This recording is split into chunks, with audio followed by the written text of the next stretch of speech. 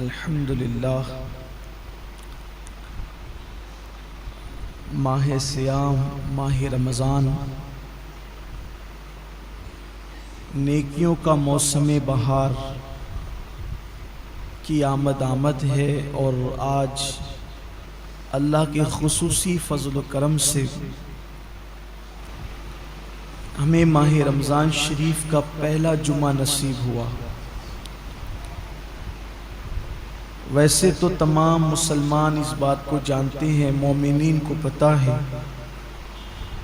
کہ جمعہ عید المومنین ہے، لیکن جو رمضان المبارک کا جمعہ ہے اس کی فضیلت اور خصوصیت کچھ اور ہی ہے۔ جیسے ہی جمعرات کا سورج غروب ہوتا ہے رمضان شریف میں، تو جمعہ کا سورج غروب ہونے تک ہر لمحے کو ہم، چونکہ حدیث میں لمحے کا ذکر ہے، اگر آج کی اصطلاح کے اعتبار سے اس کا ترجمہ کریں تو ہو جاتا ہے ہر سیکنڈ۔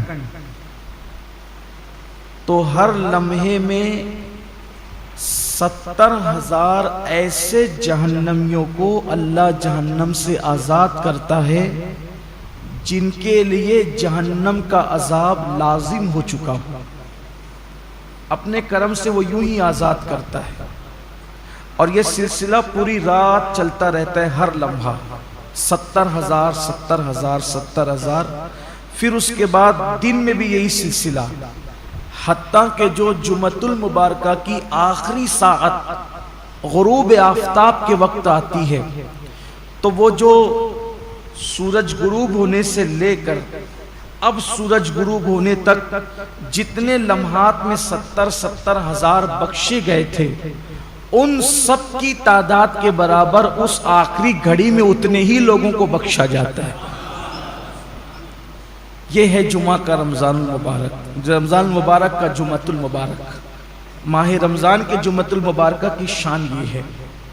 اب آپ اندازہ کریں کہ ہم کتنے قیمتی لمحات میں ہیں، اور یہ لمحات کتنے قیمتی ہے، اس لیے اس کو غنیمت جاننا چاہیے، اس کا احترام کرنا چاہیے، اس کی تعظیم کرنا چاہیے۔ اللہ قرآن مقدس میں ارشاد فرماتا ہے وَمَن يُعَظِّمْ شَعَائِرَ اللَّهِ فَإِنَّهَا مِن تَقْوَى الْقُلُوبِ، کہ جو اللہ کی نشانیوں کی تعظیم کرتے ہیں تو یہ دلوں کے تقوی کی وجہ سے، یعنی جن کے دلوں کو اللہ نے تقوی کے لیے چن لیا ہے، وہ اللہ کی نشانیوں کی تعظیم کرتے ہیں۔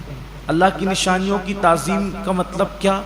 پہلے اللہ کی نشانی کیا؟ جیسے قربانی کے جانور، یہ اللہ کی نشانی، کعبۃ اللہ شریف اللہ کی نشانی ہے، صفا مروہ اللہ کی نشانی ہے، اولیاء اللہ کے مزارات اللہ کی نشانی ہے، اولیاء اللہ کا وجود اللہ کی نشانی ہے۔ اسی طرح ماہ رمضان شریف اللہ کی نشانی ہے۔ اللہ کی نشانی کا مطلب دیکھو، نشانی اس کو کہتے ہیں جس کو دیکھ کر اصل یاد آئے، جس کو دیکھ کر ہم کہتے ہیں یہ فلاں کی نشانی، یہ فلاں، یعنی جب میں یہ دیکھتا ہوں تو وہ یاد آتا ہے۔ جیسے کسی نے مجھے انگوٹھی دی تو یہ انگوٹھی فلاں کی نشانی، کہ میں انگوٹھی دیکھتا ہوں تو دینے والا یاد آتا ہے۔ تو جن چیزوں کو دیکھنے سے خدا یاد آتا ہے وہ اللہ کی نشانی ہے، اور جو اللہ کی نشانیوں کی تعظیم کرے، احترام کرے، تو یہ اس کے دل میں تقوی ہے، اللہ کا ڈر ہے، وہ اس کے دل میں پرہیزگاری ہے، اس بنیاد پر وہ اللہ کی نشانیوں کی تعظیم کرتا ہے۔ تو اب رمضان المبارک کا احترام وہی دل کر سکتے ہیں، وہی قلوب کر سکتے ہیں جس دل کے اندر تقوی موجود ہے، پرہیزگاری موجود ہے، اللہ رب العزت کا خوف موجود ہے۔ انہی لوگوں کو اللہ توفیق دیتا ہے نشانیوں کے احترام کی اور نشانیوں کی تعظیم کی۔ اب ہم دیکھیں کہ کیا ہمارے دل کے اندر اللہ کی نشانیوں کی تعظیم ہے؟ ہر نشانی کی تعظیم الگ الگ ہے۔ تب رمضان شریف کی تعظیم کیسے کریں گے؟ جیسے اگر کسی ولی کو دیکھیں، کسی اللہ والے کو دیکھیں، تو اس کی تعظیم یہ کہ ہم اٹھ کے کھڑے ہو جائیں، اس کے ہاتھوں میں ہاتھ دے دیں، زیادہ سے زیادہ تعظیم یہ کہ اس کی دست و بوسی کریں، اس سے دعائیں لیں۔ لیکن کیا رمضان شریف کے لیے ہم کیسے اٹھ کے کھڑے ہوں؟ یہ دکھنے والی چیز تو ہے نہیں، اس کے ہاتھ تو ہے نہیں کہ ہم اس کے ہاتھ چوم لیں. تو اس کی تعظیم کا مطلب کیا ہے؟ تو سب کی تعظیم جدا جدا ہے. اللہ کے حرم کی تعظیم یہ ہے کہ جب حرم میں داخل ہو جاؤ تو جن چیزوں سے اللہ نے منع کیا ان چیزوں سے رک جاؤ. تو ایسے ہی رمضان المبارک کی تعظیم یہ ہے کہ اس کے روزے رکھے جائیں، اس میں تراویح پڑھی جائے، اور اس میں اپنے آپ کو ظاہری اور باطنی گناہوں سے بچایا جائے. یہ اس کی تعظیم ہے. کیا واقعی ایسا ہو رہا ہے؟ اللہ کا شکر ہے کہ ہمارے گنبد و مینار کے شہر مالیگاؤں میں ایک بڑی تعداد میں لوگ روزہ رکھتے ہیں. حتیٰ کہ ہمارے یہاں چھوٹے چھوٹے بچوں کو بھی اللہ نے یہ توفیق بخشی کہ چھوٹے بچے بھی روزہ رکھتے ہیں. خواتین اس میں مردوں سے کچھ آگے ہے روزے کے معاملات کے اندر، لیکن کہیں نہ کہیں اب بھی کمی ہے. اب بھی ایک بہت بڑی تعداد ہے جو روزہ نہیں رکھتی، روزہ رکھنے سے محروم ہے. اور وہ ان نوجوانوں کی تعداد ہے جو اس وقت محنت مزدوری کرتے ہیں، مارکیٹ میں بیٹھتے ہیں، لوم چلاتے ہیں، کاروبار کرتے ہیں، اور ان کا عذر یہ کہ دھوپ بہت ہے، تمازت بہت ہے، شدت بہت ہے. واقعی موسم تو گرم ہے. کچھ روزے اپریل میں ہوں گے اور کچھ روزے مئی میں بھی ہوں گے، بلکہ پورا آخری عشرہ مئی میں ہوگا. اور گرمی کا اور محنت کا عذر پیش کر کے لوگ روزہ چھوڑ دیتے ہیں. پہلی بات تو یہ ہے کہ موسم کا عذر یا محنت کا عذر پیش کر کے روزہ چھوڑنے کی اجازت نہیں ہو سکتی، بلکہ اگر محنت مزدوری کی وجہ سے آپ روزہ چھوڑتے ہیں تو اسلام کا حکم یہ جو احکام شرع ہے وہ بتا رہا ہوں آپ کو، کہ ایک طرف روزہ چھوٹتا ہے کام دھام کی وجہ سے، آپ اپنے اندر طاقت نہیں پاتے کہ محنت بھی کریں اور روزہ بھی رکھیں، تو روزہ نہیں چھوڑ سکتے. آپ کو شریعت یہ حکم دیتی ہے کہ آپ اپنی مصروفیات کم کر دیجیے، آپ کام شارٹ کیجئے، لیکن روزہ آپ کو رکھنا ہے. اس لیے کہ رمضان شریف کے ایک روزے کی اہمیت یہ ہے، ایک روزے کی، کہ جان بوجھ کر اگر کسی نے رمضان شریف کا ایک روزہ چھوڑ دیا اور اس کے بدلے میں پھر وہ پوری زندگی روزہ رکھے تو زندگی بھر کے تمام روزے اس ایک روزے کی فضیلت کو نہیں پہنچ سکتے جو ماہ رمضان شریف میں رکھا گیا ہے. ماہ رمضان شریف کے روزے کا بدل زندگی بھر کے روزے نہیں ہو سکتے. جو فضیلت ان دنوں کی ہے، یہ موسم ہے روزے کا. اور کچھ لوگ چھوٹی موٹی بیماری کا بہانہ لے کر بھی روزہ چھوڑتے ہیں. ہر چھوٹی موٹی بیماری پر روزہ چھوڑنے کی اجازت نہیں ہے. گنہگار ہوں گے، سخت گنہگار ہوں گے. جس نے ایک روزہ رمضان شریف کا چھوڑا پھر اس کو قضا بھی کرنا پڑے گا ایک روزہ، اور توبہ بھی کرنی پڑے گی. یہ بھی عوام میں غلط فہمی ہے کہ جو لوگ سوچتے ہیں کہ رمضان شریف کا ایک روزہ چھوڑ دیا جان بوجھ کر تو 60 روزے رکھنے پڑیں گے. ایسا نہیں ہے، ایک ہی روزہ رکھنا ہے. یہ اصل میں جو بلا وجہ روزہ توڑ دیتے ہیں رکھ کر، 60 روزے ان کے لیے کفارے میں. لیکن جس نے روزہ چھوڑ دیا بہت برا کیا. اس نے ایک ہی روزہ رکھے گا بعد میں قضا، لیکن ساتھ ہی اس کو توبہ بھی کرنی پڑے گی. صرف روزہ قضا کرنے سے معاملہ ختم نہیں ہوگا، سچی توبہ بھی اس کے ساتھ لازم ہوگی.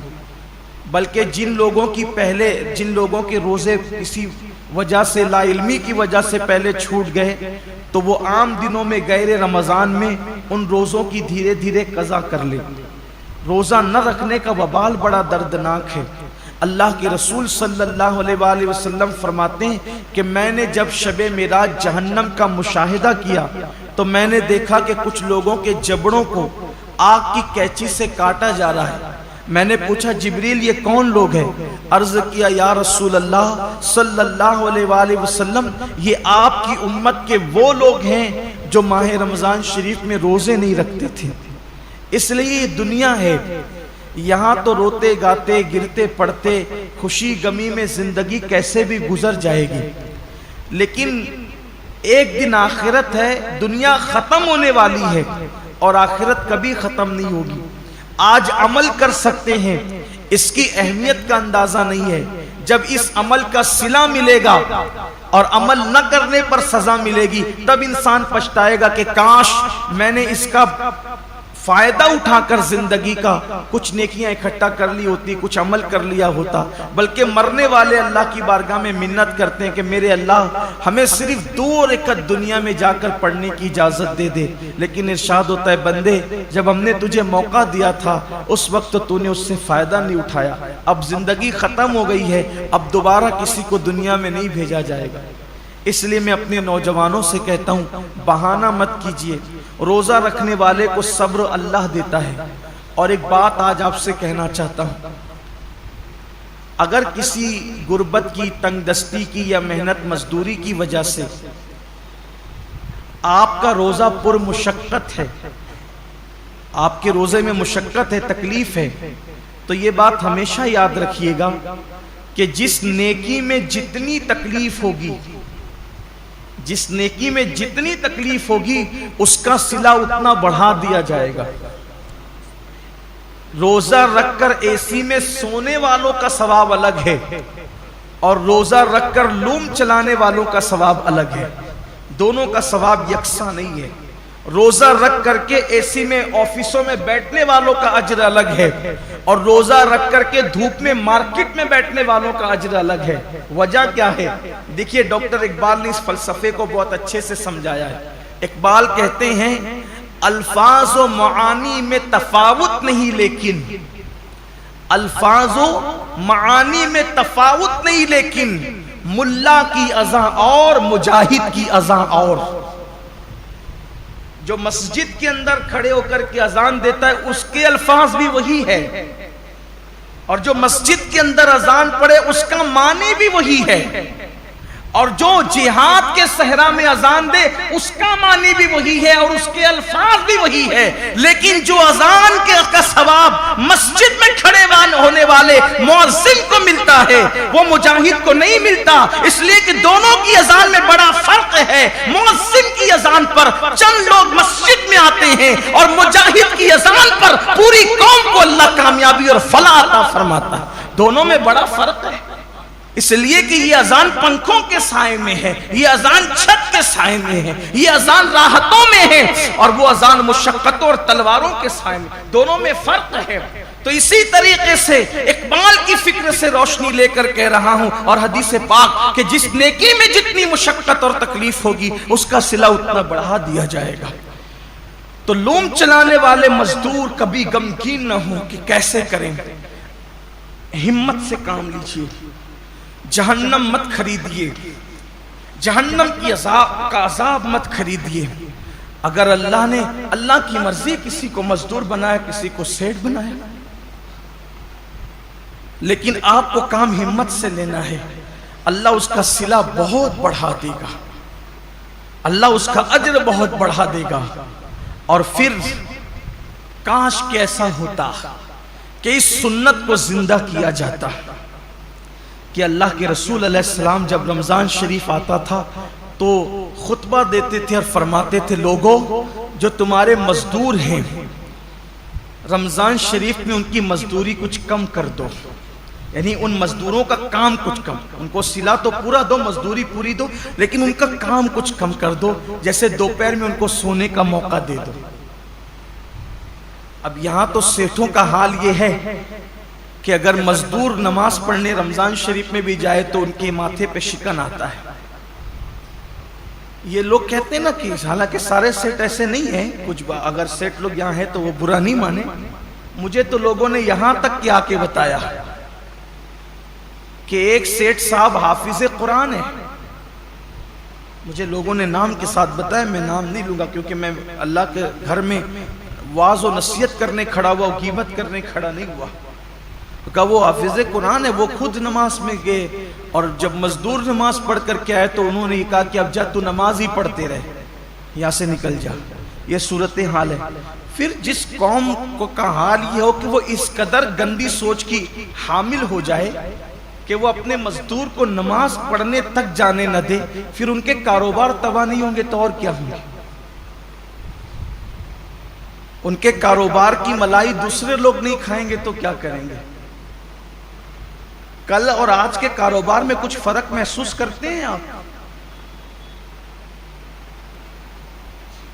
کل کی برکتوں میں اور آج کی برکتوں میں آپ کچھ فرق محسوس کرتے ہیں؟ کل بھی ہمارے باپ داداؤں نے کاروبار سنبھالا اور آج بھی ہماری نئی نسل سنبھال رہی۔ فرق یہ ہے کہ وہاں جب دین کا معاملہ آتا تھا تو وہ اپنے آپ کو سرنڈر کر دیتے تھے، قدرت نے انہیں برکتوں سے نوازا تھا۔ آج بہت کاروبار بڑھا لیا گیا ہے لیکن پھر بھی ہائے ہائے کیے جا رہے ہیں، برکتیں اٹھ گئی ہے۔ وجہ یہ ہے کہ دین سے دوری ہے، مذہب سے دوری، اور انسان جب دین سے دور ہوگا تب تک وہ روئے گا، تب تک وہ پچھتائے گا، تب تک ناکامی اس کے گلے کا ہار بنے گی۔ تو آئیے، اللہ رب العزت نے اتنا خوبصورت سا مہینہ ہمیں دیا ہے، اس لیے میری گزارش ہے کہ اس مبارک مہینے میں پہلے تو روزوں کا اہتمام کریں، اور جن کو چھوٹی موٹی بیماریاں ان سے بھی کہتا ہوں بیماری کا بہانہ لے کے سر درد ہے، بخار آ گیا ہے، کورونا ہو گیا ہے، ان چیزوں کو لے کر کے آپ روزہ نہ چھوڑیں، اس لیے کہ وہ اور بیماریاں ہیں اور اس حد تک بیماری ہے جس کو بہت سیریس میٹر کہتے ہیں، وہاں روزہ چھوڑنے کی اجازت ہے کہ جب آدمی رکھ ہی نہیں سکتا، بیماری بڑھ جانے کا یقین ہو، مر جائے گا، بیماری بڑھ جائے گی، تکلیف بڑھ جائے گی۔ جب کوئی مسلمان پابند شرع، کوئی دین کی سمجھ رکھنے والا ڈاکٹر کہہ دے تو بات الگ ہے، اپنی مرضی سے فتویٰ دینا کہ میں نے روزہ نہیں رکھنا، میں بیمار ہوں، جبکہ اللہ کے رسول علیہ السلام کا فرمان ہے روزہ رکھو صحت مند ہو جاؤ۔ روزے سے بیماری نہیں بڑھتی بلکہ روزے سے صحت ملا کرتی۔ جب اللہ کے رسول نے کہہ دیا جو طبیبوں کے طبیب ہے، جو حکیموں کے حکیم ہے، جو صرف جسموں کے حکیم نہیں بلکہ روحانیت کے بھی حکیم و طبیب ہے، تو جب اس رسول نے فرما دیا روزہ رکھو صحت مند ہو جاؤ گے تو پھر صحت ملنا ہی ملنا ہے۔ اس لیے بہانہ نہ کرو۔ ایک حدیث پاک اور یاد آتی ہے، فرمایا گیا ہر قسم، ہر چیز کی زکوٰۃ ہے، ہر چیز کی، جیسے مال کی زکوٰۃ، جس نے مال کی زکوٰۃ دے دی اس کا مال اللہ کے قلعے میں محفوظ ہو گیا، اب اس کے مال کو کوئی نقصان نہیں ہو سکتا۔ ایسے ہی جان کی بھی زکوٰۃ ہے، جسم کی بھی زکوٰۃ ہے۔ تو جان کی زکوٰۃ کیا ہے؟ میرے آقا علیہ السلام فرماتے ہیں روزہ یہ تمہاری جان کی زکوٰۃ ہے، تمہارے جسم کی زکوٰۃ، مطلب جو لوگ روزہ رکھ لیتے ہیں اب ان کی جان بھی اللہ محفوظ کر لیتا ہے، وہ مہلک بیماریوں سے، موذی بیماریوں سے محفوظ ہو جاتے ہیں۔ آپ دیکھیے اللہ کے اولیاء، آج جتنی کثرت سے بیماریاں ہیں پہلے نہیں تھی، اور جو بیماریاں آج ہیں وہ پہلے نہیں تھی۔ کیوں؟ اس دور میں لوگ صرف رمضان شریف کے روزے نہیں رکھتے تھے بلکہ مہینے میں 13، 14، 15 تاریخ کو بھی اکثر مسلمان روزہ رکھتے تھے۔ 3 روزے تو مہینے میں رکھتے ہی تھے مسلمان۔ پھر اس کے بعد جو اور دین سے قریب تھے وہ پیر اور جمعرات کے بھی روزے رکھتے تھے۔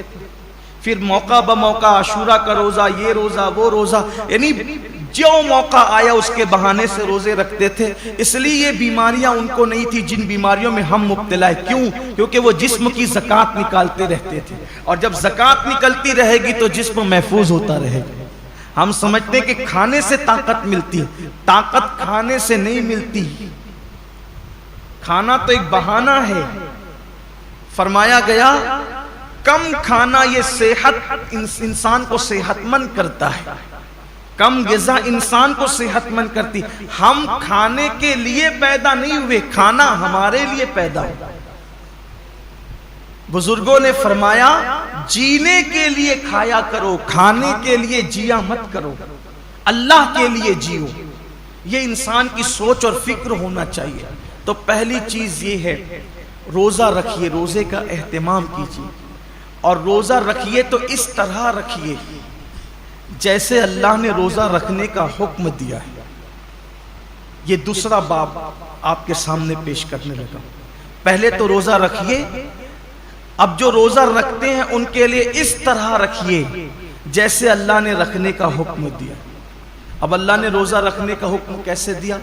حدیث پاک میں آتا ہے کہ اللہ کے رسول صلی اللہ علیہ وآلہ وسلم فرماتے ہیں کہ بعض روزے دار ایسے ہوتے ہیں جن کو روزے میں بھوک اور پیاس کے سوا کچھ نصیب نہیں ہوتا، یعنی صرف وہ بھوکے اور پیاسے رہتے ہیں، بس ان کو کچھ ملنا نہیں ہے۔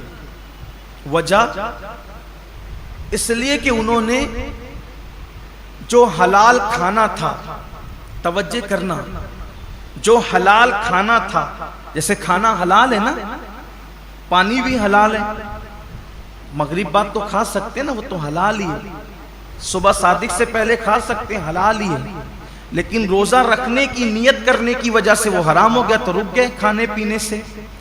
لیکن جس کھانا جو حلال تھا روزے سے پہلے اور روزے کے بعد، وہ روزے کی حالت میں تو ہم رک گئے کھانے پینے سے، فریج بھری ہوئی ہے پھلوں سے رک گئے ہیں، کچن بھرا ہوا ہے کھانے سے رک گئے ہیں، مگر گالی تو ہمیشہ حرام ہے۔ کیا روزے میں لوگ گالی سے بھی رکے؟ پاپ کی نظر کسی عورت پہ اٹھانا یہ تو ہمیشہ حرام ہے۔ کیا آنکھوں کو بھی لوگوں نے کنٹرول کیا؟ نماز ترک کرنا یہ ہمیشہ حرام ہے، نماز کو چھوڑ دینا یہ ہمیشہ حرام ہے۔ کیا لوگ روزے کی حالت میں نماز کے پابند ہوئے؟ بے شمار روزے دار ہیں جو نیند سے اٹھتے ہیں، بستر پہ سحری کھاتے ہیں، وہیں سو جاتے ہیں۔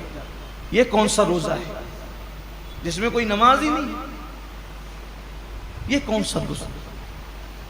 روزے کے متعلق میرے آقا صلی اللہ علیہ وآلہ وسلم کے فرمان کا مفہوم ہے، روزہ وہ ہے صحیح معنی میں، کون سا روزہ جو آنکھ کا بھی روزہ ہو، جو زبان کا بھی روزہ ہو، جو کان کا بھی روزہ ہو، جو ہاتھ کا بھی روزہ ہو، جو پیر کا بھی روزہ ہو۔ آنکھ کا روزہ یہ ہے کہ جن چیزوں کو اللہ نے حرام کر دیا روزے کی حالت میں انہیں نہ دیکھو۔ یہاں تو روزے میں لوگ گیم کھیلتے بیٹھے ہوئے، دیکھ لیجئے ٹائم پاس کر رہے ہیں۔ کیوں بھائی گیم کھیلتے ہو، تسبیح کیوں نہیں پڑھ سکتے؟ یہ تو مہینہ تسبیح اور تلاوت کا ہے، درود شریف کا ہے۔ اچھا یہ تو گیم کھیل رہے ہیں، اس میں کوئی تصویر تو نہیں ہے، یہ حرام تو نہیں ہے؟ اسلام میں وقت ضائع کرنا ہی حرام ہے، تضییع اوقات حرام ہے اسلام کے اندر۔ گیم کھیلنا موبائل پر یہ حرام ہے۔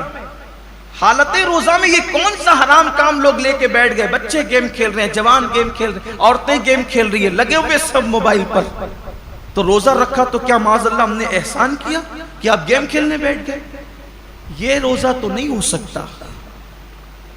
کچھ لوگ سیریل دیکھتے ہیں روزے کی حالت میں، بلکہ یہ روحانی تربیت کا مہینہ ہے کہ جب آنکھوں سے پاپ نہیں ہوگا، کانوں سے ناجائز حرام چیزیں نہیں سنیں گے، ہاتھ سے کسی پہ ظلم نہیں کریں گے، زبان سے کسی کو گالی نہیں دیں گے، جھوٹ نہیں بولیں گے، غیبت نہیں کریں گے، پیر سے حرام جگہ چل کر نہیں جائیں گے، تو ایک مہینے کے اندر یہ روحانی تربیت ہوگی۔ تو جب رمضان شریف تو چلا جائے گا لیکن یہ نیک عادتیں انسان میں باقی رہ جائے گی، اس طریقے سے انسان کی زندگی بدل جائے گی۔ یہ مہینہ بدلنے کے لیے آتا ہے، یہ مہینہ انسان کو تبدیل کرنے کے لیے آتا ہے، یہ مہینہ انسان کی زندگی میں انقلاب برپا کرنے کے لیے آتا ہے۔ اب زبان جھوٹ بول ہی رہی ہے، کچھ لوگوں کا تو روزہ اس وقت تک مکمل ہی نہیں ہوتا جب تک وہ 2-4 لوگوں سے جھگڑا نہ کریں۔ بڑا نازک ہوتا ہے کچھ لوگوں کا روزہ، یعنی ان کا دماغ چڑچڑا ہو جاتا ہے روزے کے اندر، اس سے لڑ، اس سے جھگڑ، اس کو گالی دے، اس سے یہ حالت ہوتی ہے۔ روزہ یہ نہیں، اللہ کے رسول علیہ السلام فرماتے ہیں اگر کوئی روزے کی حالت میں تم سے جھگڑا کرے تو اس کو کہہ دو کہ بھئی میں روزے سے، میں اپنا روزہ خراب نہیں کرنا چاہتا۔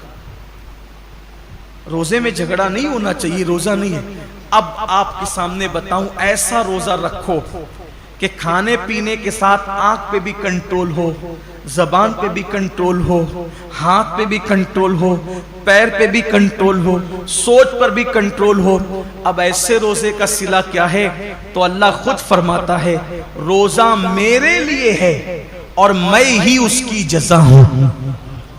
یعنی ہر نیکی اور ہر نیک عمل کی جزا جنت ہو سکتی ہے، لیکن روزہ تنہا وہ عبادت ہے کہ آپ نے جس کا حق ادا کیا اس کا صلہ جنت نہیں بلکہ مالک جنت ہے۔ سوچے تو صحیح روزہ کیا چیز ہے. مالک جنت کیسے صلہ ہے؟ مطلب یہ کہ اللہ روزے داروں کو اپنا دیدار نصیب فرمائے. روزے داروں کو خدا کا دیدار. صحابہ نے پوچھا یا رسول اللہ ہم اللہ کا دیدار کیسے کریں گے؟ تو آقا فرماتے ہیں جیسے تم آسمان پر چاند دیکھتے ہو بلا تکلف بلا تمثیل تم اللہ کا یوں دیدار کرو.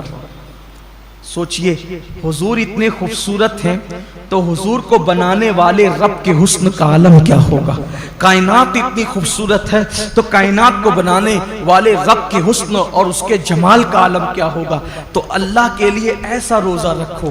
اور پھر جاتے جاتے یہ مہینہ مواسات کا مہینہ، غم گساری کا مہینہ ہے، غم خاری کا مہینہ ہے.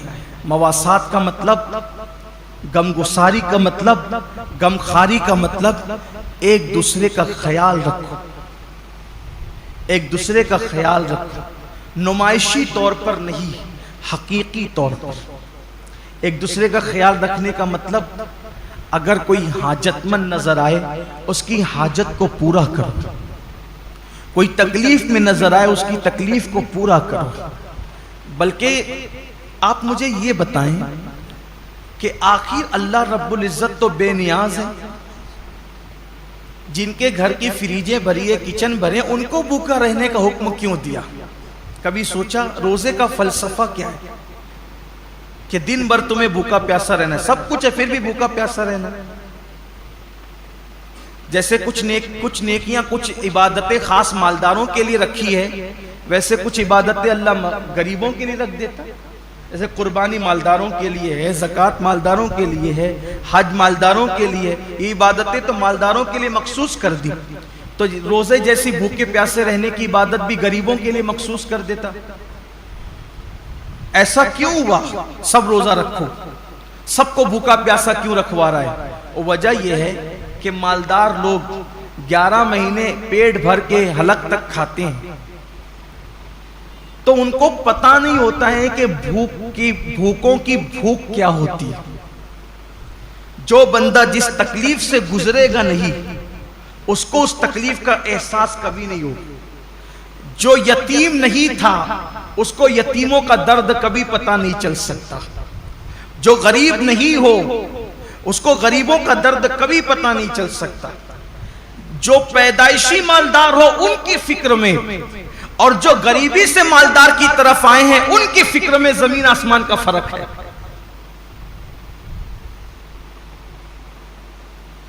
ایک مرتبہ کا واقعہ ہے کہ کچھ غریب قافلے گزر رہے تھے مالداروں کی بستی سے. کچھ غریبوں کے قافلے گزر رہے تھے مالداروں کی بستی سے. تو وہ نیچے کی پڑی ہوئی روٹیاں اٹھا کر کے کھا رہے تھے. تو مالداروں کے بچوں نے ان کو دیکھا تو اپنے باپ سے پوچھا کہ یہ لوگ نیچے کی روٹی پڑی ہوئی کیوں اٹھا کے کھاتے ہیں؟ تو باپ نے جواب دیا بیٹے ان کو روٹی نہیں ملی اس لیے یہ روٹی اٹھا کے کھاتے. تو کہا ابا ان کو روٹی نہیں ملے تو انہیں چاہیے تھا کہ یہ دکان سے کیک خرید لیتے. اب اس بچے کو کیا پتا کہ جنہیں روٹی نصیب نہیں وہ کیک کہاں سے خریدیں گے، لیکن اس کی سوچ تھی چونکہ وہ مالدار گھر میں پیدا ہے. تو جو غربت، اسی لیے اللہ نے اپنے محبوب صلی اللہ علیہ وآلہ وسلم کو یتیم پیدا فرمایا. اسی لیے اللہ نے اپنے محبوب صلی اللہ علیہ وسلم کی پرورش غریب گھر میں فرمائی. کیوں؟ کہ محبوب کو ایسی غربت سے گزارو اور ایسی یتیمی سے گزارو، کیونکہ جو غریبوں کا ماوا اور یتیموں کا ملجا بنا کر بھیجا گیا ہو جب تک اس منزل سے گزریں گے نہیں تو وہ حقیقی درد کا احساس جو ایک غریب کو غربت کی وجہ سے ہو سکتا ہے ایک یتیم کو یتیمی کی وجہ سے ہو. اسی لیے تو اللہ کے رسول علیہ السلام یتیموں کو دیکھتے تھے تو آنکھوں میں آنسو آ جاتے تھے. کیوں؟ اس لیے کہ حضور خود یتیمی سے گزرے تھے، وہ در یتیم تھے. آقا فرماتے ہیں میں اس ماں کا بیٹا ہوں کہ میری ماں دھوپ میں سوکھا ہوا گوشت کھا کر کے زندگی گزارتی اور میری ماں کو میں نے سوکھے ٹکڑے کھاتے ہوئے دیکھا. اللہ کے رسول علیہ السلام یہ فرماتے ہیں.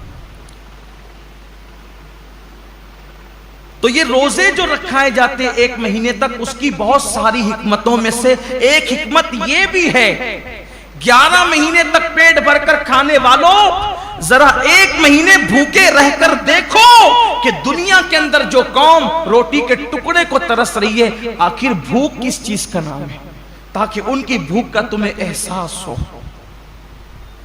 اور بھی حکمتیں، لیکن ایک حکمت یہ بھی ہے کہ ان کی بھوک کا تمہیں احساس ہو۔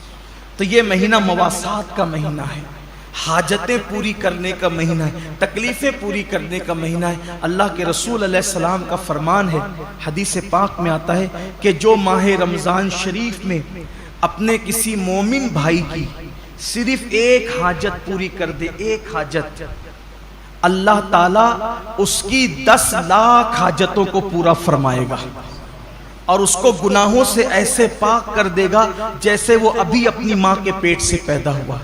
اس لیے اگر اللہ نے آپ کو نوازا ہو دولت سے، اگر اللہ نے آپ کو نوازا ہو مال سے، اگر اللہ نے آپ کو خوشحال رکھا ہو، تو اپنے رشتہ داروں کا خیال کریں، اپنے گرد و پیش کا خیال کریں۔ میں تو صرف یہی عرض کرنا چاہتا ہوں کہ ہر آدمی اگر صرف اپنے رشتہ داروں کو سنبھال لے تو مسلمانوں کی غربت کا خاتمہ ہو جائے۔ اس لیے اپنے گرد و پیش کا جائزہ لیں، حسب حیثیت، حسب طاقت ایک دوسرے کی مدد کریں، اور ایک دوسرے کی مدد کرنے کے ساتھ ساتھ اللہ تعالیٰ نے اگر آپ کو مال دیا ہے، دولت دیا ہے، تو اپنے مال سے مدارس اسلامیہ کی بھی مدد کریں، اس لیے کہ جب تک مدارس ہیں تب تک علم زندہ ہے، اور جب تک علم زندہ ہے تب تک اسلام زندہ ہے۔ اللہ کے رسول علیہ السلام فرماتے ہیں العلم حیات الاسلام و عماد الدین، کہ علم اسلام کی زندگی ہے، جب تک علم رہے گا اسلام رہے گا۔ اچھے امام آپ کو مدرسوں سے ملتے ہیں، اچھے خطبہ آپ کو مدرسوں سے ملتے ہیں، اچھے رہنما آپ کو مدرسوں سے ملتے ہیں۔ کچھ لوگوں کو مدرسوں سے بڑی چڑ ہے، یہ یہودیت کی فکر ہے، یہ نصرانیت کی فکر ہے، یہ مشرکین کی فکر ہے، مدارس سے نفرت اور اہل مدارس سے نفرت۔ یاد رکھیے مدارس کا تعاون کرنا اسلام کو فروغ دینے میں ایک بہت بڑا قدم اٹھانا ہے۔ آپ جس بھی مدرسے سے متفق ہیں، جہاں کے کام سے آپ مطمئن ہیں، وہاں مدرسے کی مدد کریں۔ ساتھ ہی ساتھ آپ کی ہماری اپنی تحریک سنی دعوت اسلامی مختلف شعبہ جات میں کام کر رہی ہے، جو آپ کی نگاہوں کے سامنے ہے۔ الحمدللہ شعبہ دعوت و تبلیغ ہو، شعبہ مدارس ہو، شعبہ مساجد ہو، شعبہ خدمت خلق ہو، اس طرح کے شعبہ جات سنی دعوت اسلامی سال بھر اس میں کام کرتی ہے، اور آپ دیکھتے رہتے ہیں۔ اللہ کا شکر ہے، شعبہ مدارس کے زیر اہتمام 3 دارالعلوم چلتے ہیں، اور 60 مدارس اور مکاتب چلتے ہیں، اور 60 مکاتب جو پورے شہر میں چلتے ہیں، تقریباً اس میں 2700 کم و بیش طلبہ اور طالبات تعلیم حاصل کرتے ہیں۔ تو اگر اللہ نے آپ کو نوازا ہے تو اپنے زکوٰۃ، خیرات اور فطرے کی رقم سے آپ ان تمام شعبہ جات کو مضبوط کریں۔ اللہ کا شکر ہے، اجتماعی شادیوں کا نظم بھی آپ دیکھتے رہتے ہیں، سال بھر میں ساری ایکٹیویٹیز آپ کے سامنے ہیں۔ آپ دیتے ہیں پیسے، اس کے بدلے میں آپ کو حفاظ کرام دیے جاتے ہیں، علماء کرام دیے جاتے ہیں، جو آپ کی نگاہوں کے سامنے ہیں۔ یعنی آپ کی دی ہوئی رقم آپ کی نگاہوں کے سامنے آپ کے اپنے شہر پر خرچ ہوتی ہے، اور آپ کے اپنے شہر کے بچوں پہ خرچ ہوتی ہے۔ اس لیے آپ زکوٰۃ تو نکالیں گے، کہیں نہ کہیں دیں گے، اس سے بہتر ہے کہ آپ کی زکوٰۃ آپ کی نگاہوں کے سامنے صحیح مصرف میں خرچ ہو۔ اس کے لیے آپ ہمارے ذمہ داران سے رابطہ قائم کریں۔ مثال کے طور پہ مسجد کے ہمارے امام صاحب حضرت مولانا حافظ و قاری غفران رضا اشرفی صاحب، وہ یہیں آپ کو موجود ملتے ہیں، آپ ان سے رابطہ کر لیں۔ ہمارے عثمان بھائی ہیں، ان سے رابطہ کر لیں۔ ہمارے جمیل بھائی ہیں، ان سے رابطہ کر لیں۔ دیگر احباب ہیں، لیکن میری گزارش ہے کہ آپ شعبہ مدارس و مساجد کو اور تحریک کو اپنے عطیات سے، زکوٰۃ و صدقات سے ضرور مضبوط اور مستحکم کریں، تاکہ اللہ تعالیٰ کا دین مزید فروغ پائے اور دین کو اللہ تعالیٰ مزید ترقی عطا فرمائے، ساتھ ہی ساتھ اپنے رشتہ دار اور احباب کا بھی اور اپنے آس پڑوس کا بھی خصوصی خیال فرمائے اور خصوصی توجہ فرمائے۔ اللہ تبارک و تعالی پوری امت پر کرم کی نظر فرمائے اور خاص طور پر 2 وقت کو ضائع نہ کریں، 2 ٹائم کو ضائع نہ کریں۔ ایک تو سحری کا آخری وقت جو فجر سے پہلے کا ہوتا ہے، اور ایک تو افطار کا وقت جو بالکل غروب کے قریب ہوتا ہے۔ یہ 2 وقت تو بہت قیمتی، پورا مہینہ ہی قیمتی ہے، لیکن یہ 2 اوقات ایسے ہیں کہ اللہ تبارک و تعالیٰ نے اپنے بندوں سے وعدہ فرمایا ہے کہ ان اوقات میں کی جانے والی دعا کو اللہ تعالیٰ رد نہیں فرمائے گا۔ اس وقت تو پورا عالم اسلام تکلیف میں، مصیبتوں میں، بلاؤں میں گرفتار ہے۔ میری گزارش ہے کہ اگر آخری وقت میں ہاتھ اٹھا دیں اور اللہ کی بارگاہ میں دعا کریں کہ اللہ تمام عالم اسلام کی مصیبتوں کو، مشکلوں کو دور فرما کر آسانیاں پیدا فرما دے، بالخصوص کورونا اور لاک ڈاؤن کی یہ جو نحوستیں ہیں اللہ سب کا خاتمہ کر دے۔ یہ تو اللہ کا احسان ہوا کہ اس سال ماہ رمضان شریف میں ہم اپنی مسجدوں میں عبادت کر لے رہے ہیں، لیکن پچھلے سال کے حالات کیسے تھے؟ اس لیے خصوصی گڑ گڑا کر اللہ کی بارگاہ میں دعا کریں، اور اللہ کا کوئی بندہ اللہ کی بارگاہ میں دعا کرتا ہے اللہ اس کی دعا کو رد نہیں کرتا۔ اس لیے گڑ گڑائیں، اللہ سے کچھ مانگ لے۔ یہ لمحے زندگی میں بار بار آیا نہیں کرتے، پتہ نہیں کس کی زندگی کتنی ہے، کس کا وقت کتنا ہے۔ اس لیے فجر سے پہلے کا جو وقت ہے، سحری کا وقت، اس میں خوب گڑ گڑانے، ہو سکے تو 2 رکعت نفل نماز تہجد کی پڑھنے، اور اس کے بعد 5 سے 10 منٹ کا وقت نکال کر اللہ کی بارگاہ میں روئے، گڑ گڑائیں اور خوب مانگیں۔ انشاءاللہ سارے آپ کے مسائل بھی اللہ حل فرمائے گا، امت کے مسائل بھی حل فرمائے گا، اور ساتھ ہی ساتھ افطار کے وقت جو ٹائم ہوتا ہے اس میں بھی دعا کریں۔ اس وقت بھی دعا کی قبولیت کا اعلان کیا گیا ہے۔ مانگنے والا کتنا بھی گنہگار ہوگا، مجرم ہوگا، لیکن اللہ تبارک و تعالی ضرور عطا فرمائے گا۔ یہ 2 اوقات ایسے ہیں، اس لیے ان دونوں ٹائم دعاؤں کا اہتمام کریں، اور صرف اپنے لیے ہی نہ مانگیں بلکہ پوری امت کو شامل کریں۔ اللہ تبارک و تعالی ہم سب کو اس کا خیال کرنے کی توفیق عطا فرمائے۔ گفتگو کے درمیان اگر کوئی غلطی ہو اللہ تعالی معاف فرمائے، جن کی سنتیں باقی ہیں وہ سنتیں ادا فرمائیں۔ السلام علیکم ورحمۃ اللہ وبرکاتہ۔